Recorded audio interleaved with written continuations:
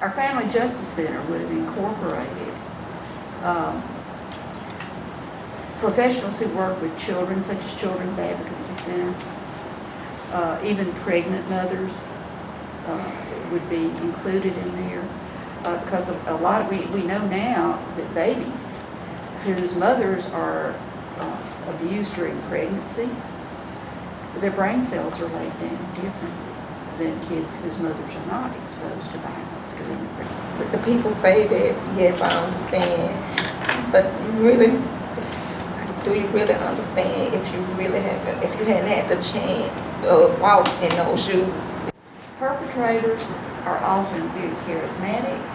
They're very persuasive. They have a silver tongue. They can sell ice cubes to Eskimos. They are very persuasive. Everything he's done, I mean, I got so many battle wounds on me from him, and it's like, it's overlooked.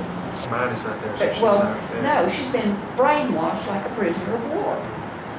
So when she goes into court, she doesn't have anything left. So the judges sit there and they look at him. He's still at home. He's got the job, the health insurance. The kids are in school. You don't want to move them around, so he gives the custody to the kid, to the perpetrator. And often it takes, like Winky, it takes 8. She's been working now for how many, like 8 years trying to get her. I've been for 3 years now trying to get my son back. Her custody back of her son. So, and I've seen people who work 10 years trying to get. I've seen his statements by the perpetrator in his own hand say that he was the one that assaulted her first and her go to jail. I mean,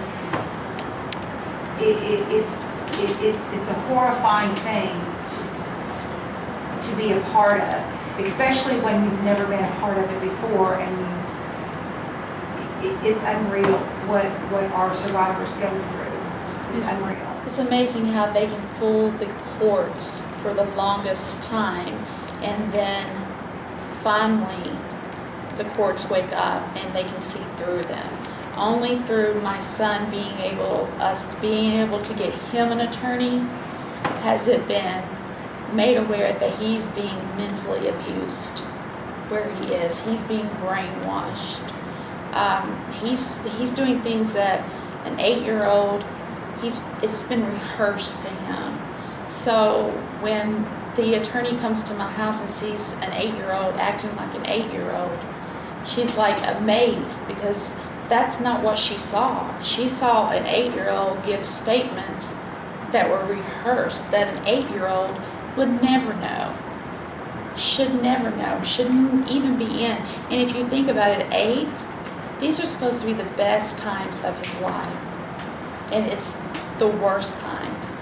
So he's going to have at the end some kind of help, so he doesn't fall back into the same pattern that he's been living in all of his life, because for 8 years he's been living in.